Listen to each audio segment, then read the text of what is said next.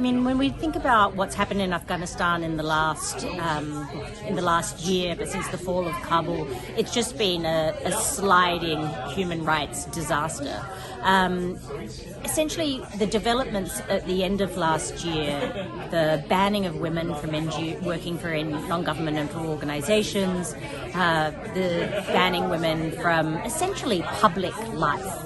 You know, we see this as one of, globally, probably the largest assaults on women's rights anywhere in the world.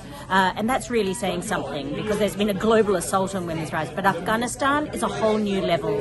Essentially what we have seen with the Taliban's current slew of laws is that they are trying to erase women from the visible social fabric of Afghan society. And that's not just bad for Afghanistan, that's not bad for Afghan women, that's just bad for all of Afghanistan. And it's something that the international community cannot tolerate. If the Taliban wants to be recognized as a government on the international stage, then they need to act like a responsible international citizen. Trying to use the farce that they are introducing these repressive and regressive laws, which are just plainly misogynistic, to implement Sharia is nonsense. There are, as we understand it, there are Islamic scholars around the world who do not agree that these laws are just or valid and believe that they are too harsh.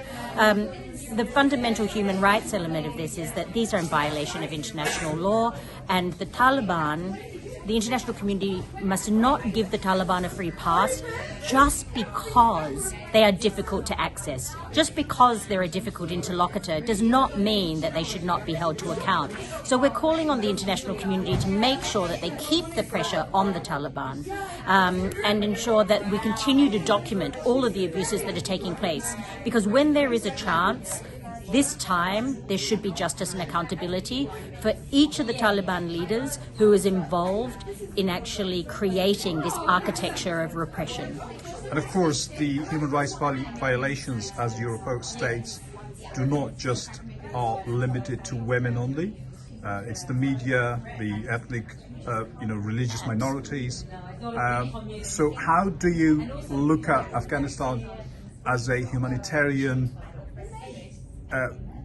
catastrophe on human rights level as a whole, rather than just on women's issues, which is of course fundamental to what's going on? I mean, this is not just a women's crisis, this is a human rights crisis and a humanitarian crisis. We have to remember that because of the actions of the Taliban, we're now talking about large swaths of the country that are in food crisis, some even in famine. We see images of children whose parents cannot even afford them basic nutrients, who are essentially starving. This isn't coming out of nowhere. This isn't just because of natural disasters. This is because of choices that the Taliban is making that is driving people in many places all across Afghanistan into the most desperate of situations. But you know, the targeted abuse towards particular groups is actually one of the abuses that continued through 2022 that Human Rights Watch documented, and that is one that has been going on in Afghanistan under the Taliban for many years. That is attacks on minorities, including the Hazara ethnic minority. We've documented, abuses, the persecution and shutting down of journalists and media institutions across Afghanistan, and of course, the ongoing harassment of anybody who wants to identify as a human rights defender, or let alone challenge the Taliban on these absolutely appalling measures that they're putting in place. Thank you very much, Tara. Thank you.